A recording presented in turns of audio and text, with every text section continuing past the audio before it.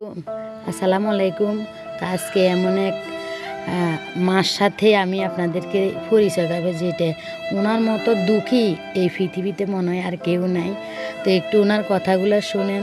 সাহায্য করার মতো মন থাকলে এরকম মানুষের সাহায্য করা উচিত, যার এক হাত এরকম দেখেন, এই যে এরকম অসহায়। তো যে যাই পারেন সবাই একটু সহযোগিতা করার চেষ্টা করবেন, ওনার কথাগুলো শুনেন। তো আপনি বলেন যে আপনার কিছু সাহায্য সহযোগিতা করার জন্য।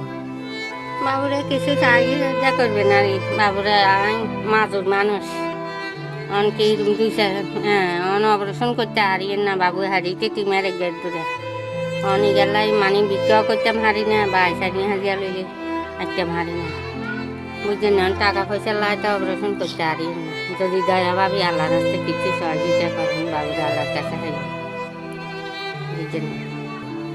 জিয়ে গা বিয়া দিয়ে বাবুরে অনগা ইয়া করতাম হারিয়েন না।